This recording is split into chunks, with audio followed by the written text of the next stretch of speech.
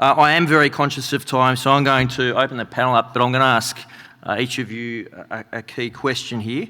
And again, yes, conscious of time. So, David, a key thing at the moment for us as an industry is PBS, and certainly over the last probably 2 to 3 months, we've had huge challenges as far as the process. We've got equipment that's parked up that's costing us a hell of a lot of money, which obviously also impacts our reputation as far as customers are concerned. Can you give us some light at the end of the tunnel that we can actually move forward confidently and get our permits and our processes through? It's on. Good, thanks. Thanks, Cameron. It's a great question and definitely something that we're very focused on at the NHVR. So, as you say, about 2 months ago, we started to see a large increase in the number of applications. I think March was our highest volume we'd had for the last 2 years, actually, in terms of applications that had come through. And as I've mentioned, that we did have some staffing issues, but our whole focus is to digitise this process and move it as quickly as possible out of our manual touching and into an automated system that means things happen quicker. We've been meeting with the certifiers just to work out what are the quick improvements we can do right now. So we've brought on more staff. We've turned some of our lower complexity applications into more some of the lower skilled staff and picking those up so we can actually get those out the door quicker. So there's a few tactical things we're doing right now, and we're triaging issues as operators and certifiers raise them. So if you do have things that need to be prioritised, we are doing what we can to make them a key focus, but there is a backlog. We've got about 200 applications in the queue. About 100 of those, so half of them are within the last 10 days. So we're getting 10 or 12 applications a day. Each of them need an engineering assessment to validate the certifier's work. We're working on what parts of that process we can do away with. So there are some things we're doing, but part of our key focus is to move it into the portal, which we're ready to move the final part of the smart form in the next month, but because of this little hump with work, we've had to push back on releasing that. But by about June, we're hoping that we'll have released that form, and that will actually turn on some of that automation, which hopefully will remove a bit of the pressure. So again, the queue is there. We are working through on a first in, sort of first out sort of a approach, but where there are critical issues, please raise them with us, and we'll work out if we can triage them and move them through quicker than you're experiencing. So the portal will be the saviour, and you'll hand out your phone number after this presentation, so people can ring you. I am on a daily basis. I'm meeting with the PBS team. We're running a process with them to make sure that they just focused on getting these things done, and we're taking the calls for them, making sure that we help them prioritise their work. So there's a few things we're doing in the meantime just to keep them above their people. They're trying to do quite a manual process, but we are working closely on what can we do different right now, and hopefully we'll have some light definitely at the end of the tunnel in the next couple of weeks. Good one, thank you. Gavin, a lot of information. As you can probably guess, that operators gave their data, and operators will be very keen to see what comes out of that data. You made the comment about you can't speak for the New South Wales government and what have you, and I understand that, but I'd just like to make note that if you get an opportunity to share that with people that engage you, it's important that we as an industry see what comes back to that and how policy can change. Are there any other agencies that you're working with? And there's a classic example that's happened probably a week or so ago in Victoria, where there was a tanker accident, whereby which trucks are routed because they're DGs, they can't go through the tunnel, but they're routed in a certain way.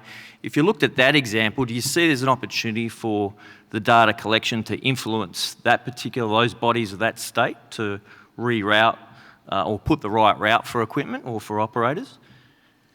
No, the short answer, is that on? Yeah, the short answer is yes, Cameron.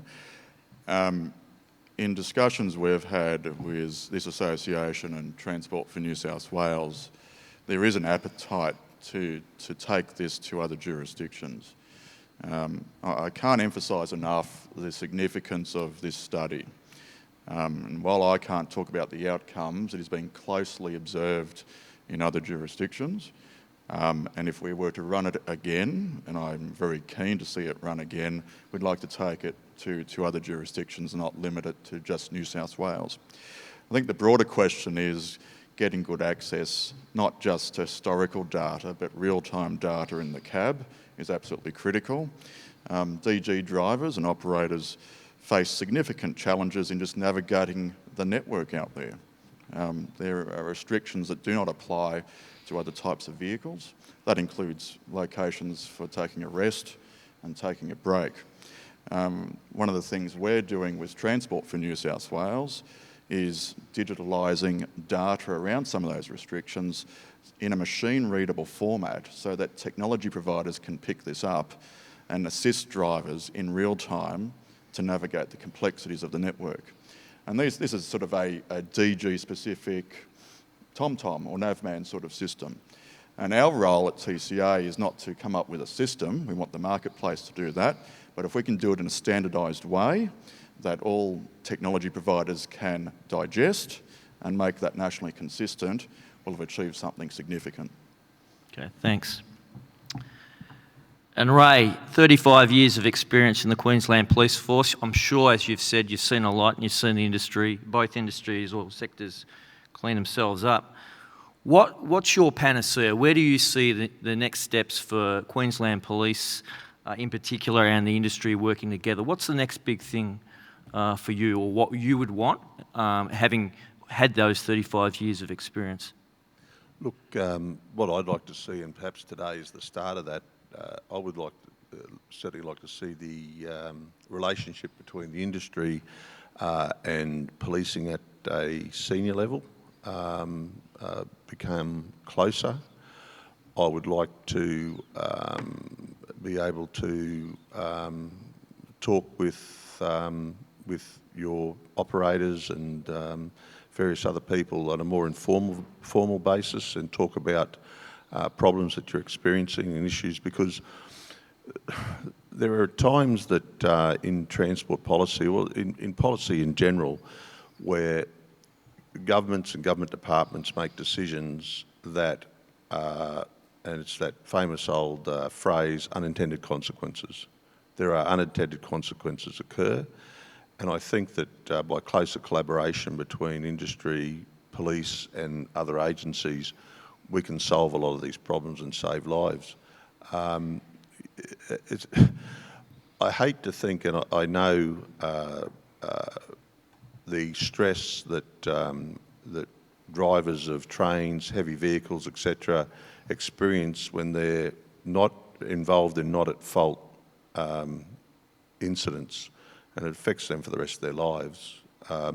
So yeah, look, short answer, closer collaboration with the industry.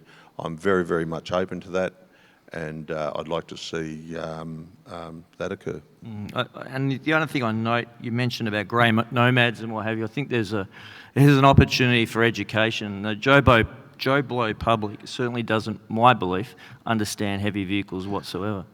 I totally agree with that. Having just completed a fishing trip in North Queensland, I drove from Brisbane to Home Hill, and I was frustrated. I can't imagine how a person with a very, very large vehicle would feel. In fact, I heard, well, I do know, because I heard a lot of them over the air, and they were certainly voicing their displeasure to each other. Look, I think that education's important, and I've recently spoken with some of our colleagues at Transport and Main Roads, and there was a program run some years ago around caravans but not just vans, heavy vehicles, and some education for drivers around what heavy vehicles can and can't do.